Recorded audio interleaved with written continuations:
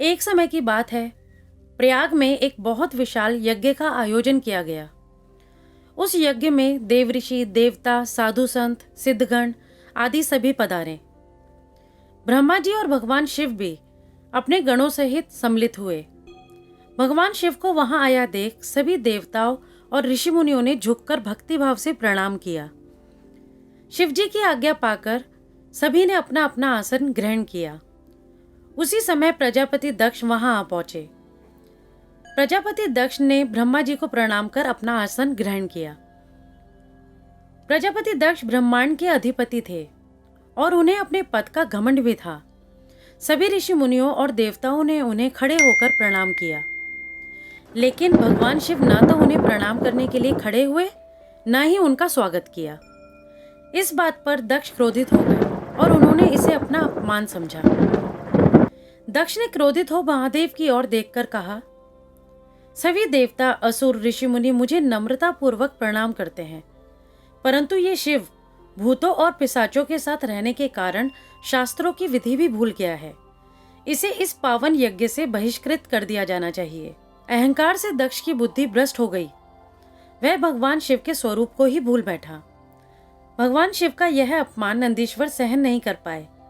उन्होंने क्रोधित हो दक्ष को श्राप देते हुए कहा कि जो भी भगवान शिव का अपमान करेगा वह आत्मज्ञान को भूलकर पशु के समान हो जाएगा।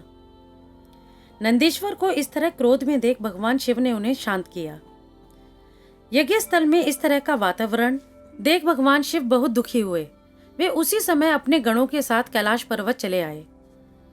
समय बीतता गया, लेकिन दक्ष के मन में ईर्ष्या एवं क्रोध का भाव ऐसे ही बना रहा। कुछ समय पश्चात दक्ष ने एक और यज्ञ का आयोजन किया। उस यज्ञ में उन्होंने सभी देवऋषियों, महर्षियों और देवताओं को निमंत्रित किया। परमपिता ब्रह्मा जी और भगवान श्री हरि विष्णु भी यज्ञ में सम्मिलित हुए, परंतु दक्ष ने भगवान शिव को निमंत्रण नहीं दिया, न ही यज्ञ के विषय में अपनी पुत्री सती को कोई सूचना दी।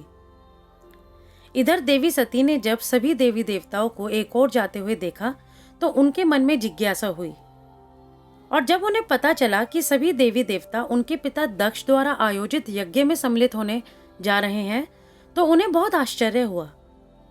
उन्हें कुछ समझ नहीं आ रहा था। उनके पिता ने इतने बड़े यज्ञ का आयोजन किया परंतु अपनी पुत्री और दामाद को ही नहीं बुलाया। उसी उलझन में वे भगवान शिव के पास पहुंची और बोली, हे महादेव, मुझे ज्ञात हुआ है कि मेरे पिता ने एक बहुत बड़े यज्ञ का आयोजन किया है जिसमें सभी देवऋषियों, महर्षियों एवं देवताओं को आमंत्रित किया है, परंतु उन्होंने हमें आमंत्रित नहीं किया। देवी सती ने भगवान शिव से उस यज्ञ में जाने की इच्छा व्यक्त करते हुए कहा कि हे प्रभु, आप मुझे वहां जाने की अनुमति दे। मैं वहां जाकर अपने पिता से मिलना चाहती हूँ और पता करना चाहती हूँ कि आखिर उन्होंने आपको निमंत्रण क्यों नहीं दिया। तब भगवान शिव ने देवी सती को समझाते हुए कहा कि प्रजापति दक्ष किसी कारणवश हमसे नाराज हैं। वे मुझसे बैर भावना रखते हैं, इसी कारण उन्होंने मुझे निमंत्रण नहीं दिया। ऐसी स्थिति में आपका वहां जाना अनुचित होगा। विवाह के बाद पति का घर ही स्त्री का अपना घर होता है। यदि आप बिना बुलाए अपने पिता के घर जाएंगी तो हो सकता है आपको वहां वह आदर सत्कार ना मिले और आपका अपमान हो। परंतु देवी सती भगवान शिव की बातों से संतुष्ट नहीं हुई। उनका मन वहां जाने के लिए व्याकुल था। जब भगवान शिव ने देवी सती को इतना व्याकुल देखा तो उन्होंने उन्हें यज्ञ में जाने की अनुमति दे दी। देवी सती जब यज्ञ स्थल में पहुंची तो उनकी मां ने उन्हें प्रेम से गले लगाया, परंतु उनके पिता दक्ष ने उनकी तरफ देखा भी नहीं। दक्ष के भय से अन्य लोगों ने भी देवी सती का आदर नहीं किया। सभी के व्यवहार में तिरस्कार देख देवी सती को बहुत आश्चर्य हुआ। देवी सती ने यज्ञ में सभी देवताओं का अलग अलग भाग देखा, परंतु वहां भगवान शिव का भाग उन्हें नहीं दिखाई दिया। यह देख उन्हें बहुत क्रोध आया। उन्होंने प्रजापति दक्ष से कहा कि आपने भगवान शिव को इस यज्ञ में क्यों नहीं बुलाया। उनके बिना यह यज्ञ अपवित्र है। आपने भगवान शिव को सामान्य समझकर उनका अपमान किया है। देवी सती की बात सुनकर दक्ष ने कहा, हे सती, तुम्हारे पति दक्ष अमंगलकारी हैं। उन्हें वेदों से बहिष्कृत किया गया है। वे भूतों, प्रेतों और पिशाचों के स्वामी हैं। इसलिए मैंने उन्हें इस महायज्ञ में नहीं बुलाया। दक्ष की ये बात सुनकर वे क्रोध से भर गईं और बोली, तुम सभी भगवान शिव के निंदक हो, तुम सभी ने उनका अपमान किया है। देवी सती ने अपने क्रोध को शांत करने के लिए भगवान शिव का स्मरण किया। देवी सती महादेव के अपमान को सहन नहीं कर पाईं और उन्होंने उसी पवित्र यज्ञ की अग्नि में अपने शरीर को भस्म कर दिया। यह दृश्य देखते ही सब भयभीत हो गए। पूरे यज्ञ स्थल में हाहाकार मच गया।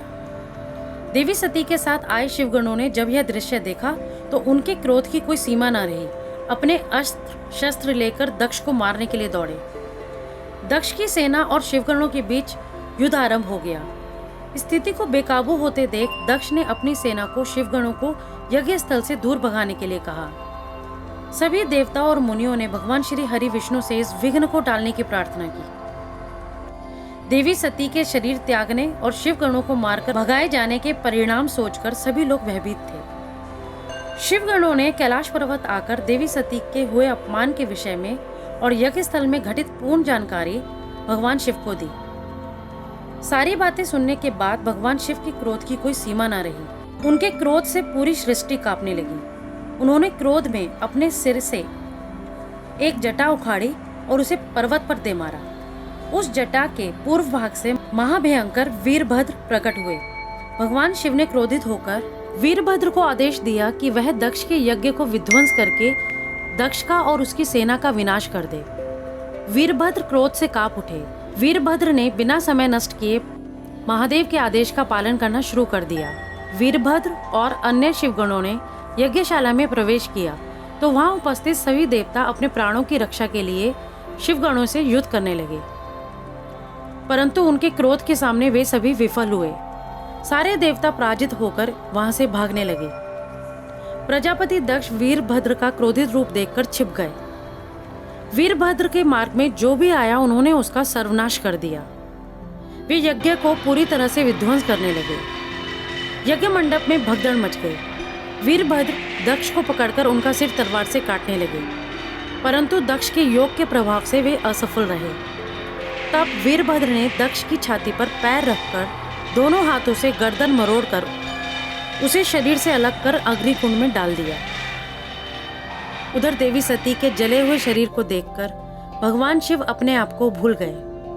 देवी सती के प्रेम और भक्ति ने उन्हें व्याकुल कर दिया। वे सती के प्रेम में खो गए। बेसुध होकर देवी सती के जले हुए शरीर को कंधे पर रख सभी दिशाओं में भ्रमण करने लगे। भगवान शिव और देवी सती के प्रेम को देखकर सारी सृष्टि व्याकुल हो गई। महादेव को इस तरह बेसुध हो भटकते देख सभी देवतागण चिंतित हो गए। इस भयानक संकट को देखकर भगवान श्री हरि विष्णु आगे बढ़े। भगवान विष्णु ने अपने सुदर्शन चक्र से देवी सती के एक एक अंग को काट काट कर गिराना शुरू कर दिया। पृथ्वी पर 51 स्थानों में उनके अंग कटकर गिरे। जब सती के सारे अंग कटकर गिर गए तब भगवान शिव पुनः अपने आपे में आए। धरती पर जिन 51 स्थानों में देवी सती के अंग कटकर गिरे थे वे आज देवी के शक्तिपीठ स्थान माने जाते हैं। धन्य था भगवान शिव और देवी सती का प्रेम। धन्यवाद। अगर आपको मेरी यह वीडियो अच्छी लगी हो तो वीडियो को लाइक करें, शेयर करें और मेरे चैनल को सब्सक्राइब करें और साथ ही बेल आइकन ज़रूर दबाएं। तो फिर मिलते हैं मेरी अगली वीडियो में। तब तक के लिए नमस्कार।